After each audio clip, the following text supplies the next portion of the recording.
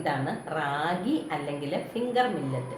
ഇതിന് finger millet എന്ന് പേര് വരാൻ കാരണം എന്താണെന്ന് ചോദിച്ചാൽ ഇതിൻ്റെ കതിര്, ഇതൊരു പുല്ലുവർഗത്തിൽപ്പെട്ട അല്ലെങ്കിൽ ധാന്യമാണല്ലോ, അതിൻ്റെ കതിര് വന്നു കഴിയുമ്പം നമ്മുടെ കൈ പോലെ ഇരിക്കും ഓരോ കൊലയും. നെല്ലൊക്കെയാണ് വളഞ്ഞ് ഒരെണ്ണം അല്ല രണ്ടെണ്ണം കാണുള്ളൂ. നല്ല വിളവാണെങ്കിൽ ഒരു വലുത് ചെറുതും കാണും ഒരെണ്ണത്തിൽ. ഇതങ്ങനെയല്ല, ഒരു കൂമ്പെ തന്നെ 5 കൈ പോലെ കാണും. അതുകൊണ്ടാണ് ഇതിന് ഫിംഗർ മില്ലറ്റ് എന്ന പേര് കിട്ടിയത്. ഇതത് മെതിച്ച് പെറുക്കി എടുത്തിരിക്കുന്നത് ഞാൻ വാങ്ങിച്ചതാണ്. ഇത് നമുക്കൊന്ന് കഴുകി ഉണക്കി പൊടിച്ചെടുത്ത് ഇതുകൊണ്ട് അടയുണ്ടാക്കണം. ഇല പരത്തി അട. ഇത് ഇരുമ്പും കാൽസ്യം മഗ്നീഷ്യം അങ്ങനെ ധാതുക്കളും നാരുകളും ഒക്കെ ഉള്ളതാണ്. അപ്പോൾ ഇത് പിന്നെ പ്രോട്ടീൻ കൂടുതലുണ്ട്. ധാന്യമാണെങ്കിലും കാർബോഹൈഡ്രേറ്റ് കുറവാണ്. അപ്പോൾ ഇതുകൊണ്ടൊരു ഇലയട ഉണ്ടാക്കാം നമുക്ക്. ഞാനിവിടെ കുറച്ച് റാഗിപ്പൊടി എടുത്തിട്ടുണ്ട് കേട്ടോ. നമുക്കിതും കൊണ്ട് ഇന്ന് അടയുണ്ടാക്കാം. കുറച്ചേ ഉള്ളൂ, 2 അട ഉണ്ടാക്കാൻ മാത്രം. തേങ്ങയും ശർക്കരയൊക്കെ അകത്ത് വെച്ചിട്ട്. കറണ്ടില്ല, അതുകൊണ്ട് ഇച്ചിരി പൊടിയൊന്ന് ചൂടാക്കിയിട്ട് ഞാൻ വെള്ളം തിളയ്ക്കാൻ വെച്ചിട്ടുണ്ട്. ആ വെള്ളത്തിൽ അല്പം ഉപ്പിട്ട വെള്ളം കൊണ്ട് നമുക്കതൊന്ന് കുഴച്ചെടുക്കാം. ഇത് ഉപ്പിട്ട് തിളപ്പിച്ച അല്ലെങ്കിൽ ചെറുതായ ഉപ്പുള്ള വെള്ളം കേട്ടോ. വെള്ളത്തിൽ നമുക്കത് കുഴച്ചെടുക്കാം.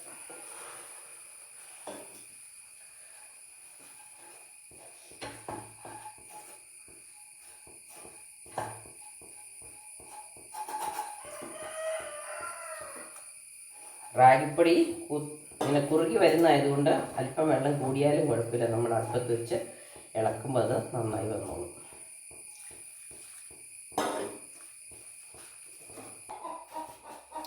നമ്മുടെ കുറുമ്പല് നന്നായിട്ട് കുഴഞ്ഞ് വന്നിട്ടുണ്ട്.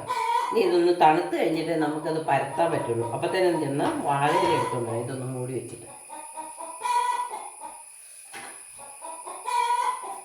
നമ്മൾ കുഴച്ചെടുത്തത് വേറൊരു പാത്രത്തിൽ പ്ലേറ്റിലേക്ക് മാറ്റി. എന്നിട്ട് ആ പാത്രത്തിൽ കഴുകിയെടുത്ത് അതിനകത്ത് കുറച്ച് ശർക്കര ഇട്ടു, അല്പം വെള്ളം ഒഴിച്ച് ഒന്ന് ഉരുക്കിയിട്ട് ഈ തേങ്ങയും ചേർത്ത് നമുക്ക് അതിൻ്റെ ഫില്ലിങ്സ് ഉണ്ടാക്കാം. ഒരല്പം വെള്ളം കൂടെ ഒഴിക്കാം. ജീരകവും ഏലക്കായും കൂടെ പൊടിച്ചത് അതും കൂടെ ചേർക്കാം.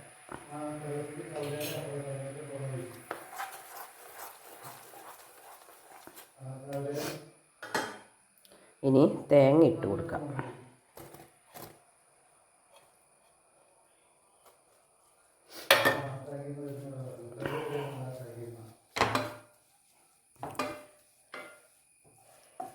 ഇല എടുത്തുകൊണ്ട് വന്നിട്ടുണ്ട്.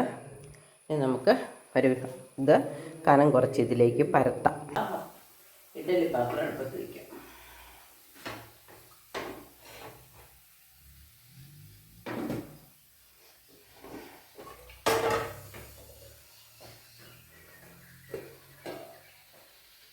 ചൂടുവെള്ളത്തിൻ്റെ ബാക്കി ഒഴിച്ച് വെച്ചു. അത്രയും കുറച്ച് പിന്നെ ഗ്യാസ് ലാഭിക്കാമല്ലോ. ചൂടായ വെള്ളം ഒഴിച്ച് വെച്ചു.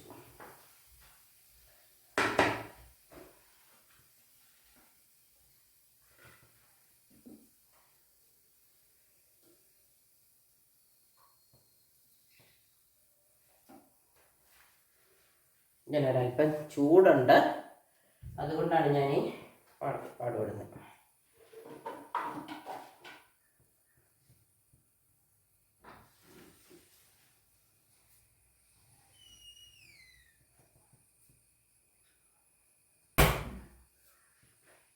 റാഗി ആകുമ്പോൾ നമുക്ക് ഒരല്പം കൂടുതൽ ശർക്കരയും തേങ്ങയും വയ്ക്കണം.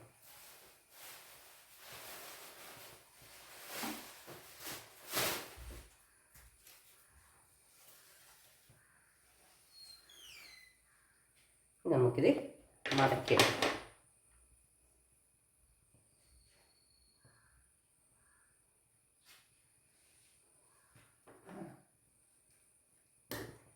ഇതിൻ്റെ അരികൊക്കെ നമ്മൾ നന്നായിട്ട് ചേർത്തൊട്ടിക്കണം, അല്ലെങ്കിൽ പുഴുങ്ങിയെടുക്കുമ്പം ദോശക്കല്ലിലോ അല്ലെങ്കിൽ പിന്നെ വറചട്ടിയിലോ ഇട്ട് ചുടുവാണെങ്കിൽ പ്രശ്നമില്ല. നമ്മളിപ്പോൾ പുഴുങ്ങിയെടുക്കുന്ന കാരണം നന്നായിട്ട് ഒട്ടിച്ചില്ലെങ്കിൽ അതിൻ്റെ ശർക്കരയും മധുരവും എല്ലാം പോകും.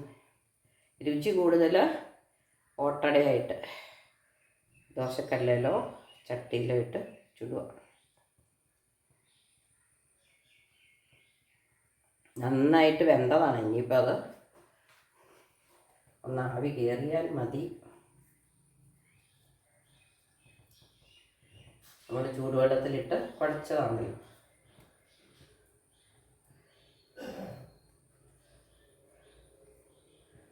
നമുക്ക് നോക്കാം പൊട്ടിയിട്ടുണ്ടെന്ന്.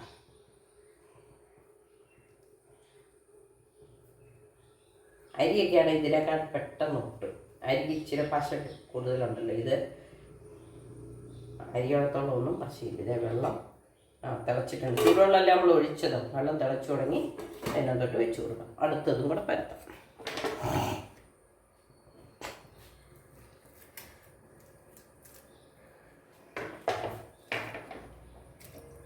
നമുക്കൊരൽപ്പം വെള്ളം തൊട്ട് പരത്താം.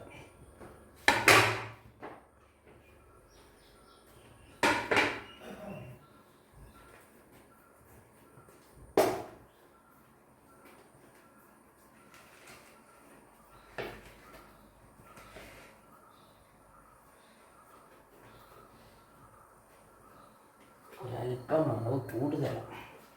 റാഗിയാകുമ്പോൾ തീരെ കനം കുറച്ച് പരത്തിയില്ലെങ്കിൽ നമ്മൾ തേങ്ങാപ്പാലും തേങ്ങയൊന്നും ചേർക്കുന്നില്ലല്ലോ.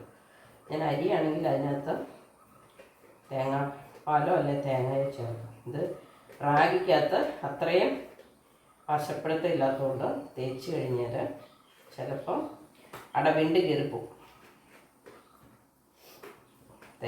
അതുകൊണ്ട് തേങ്ങ ചേർക്കാതിരിക്കുകയാണ് നല്ലത്.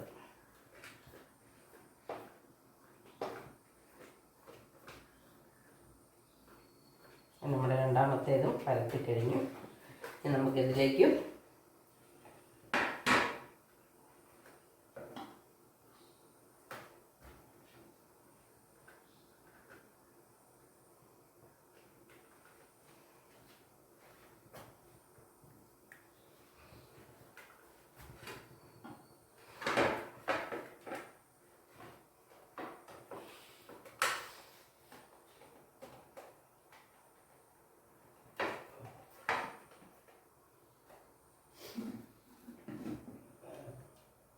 നമ്മുടെ ഫില്ലിങ്സ് വയ്ക്കാം.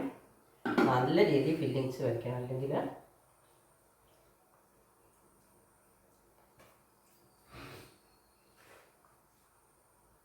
അടയ്ക്ക് രുചി കാണില്ല.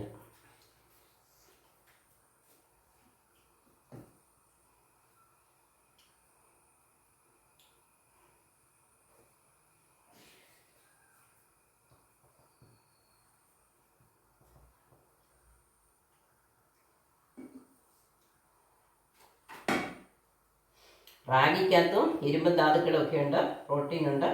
അതുപോലെ ശർക്കരയ്ക്കകത്തും ഇരിപ്പുള്ളതാണ്.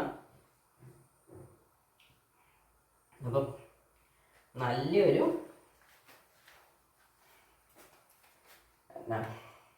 സമീകൃതമായ ഒരു 4 മണി പലഹാരമാണ്.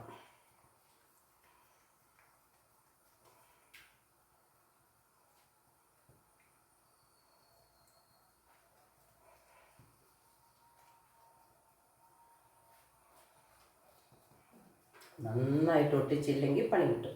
നമ്മുടെ ശർക്കര മുഴുവനും വെള്ളത്തിൽ പോകും.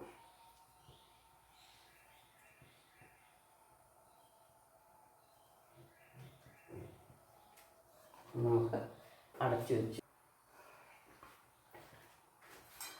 ആവി കയറിയിട്ടുണ്ട്. നമുക്ക് അടച്ചു വെച്ച് വെയിറ്റ് ചെയ്യാം. നമ്മുടെ റാഗി കൊണ്ടുള്ള അട ഇവിടെ വെന്ത് റെഡിയായി വന്നിട്ടുണ്ട്. നമുക്ക് കഴിച്ചാൽ മതി. പോഷകസമൃദ്ധമായ ഹെൽത്തിയായ ഒരു 4 മണി പലഹാരമാണ്. അപ്പോൾ ഇന്നത്തെ വീഡിയോ ഇത്രയേ ഉള്ളൂ. ബൈ.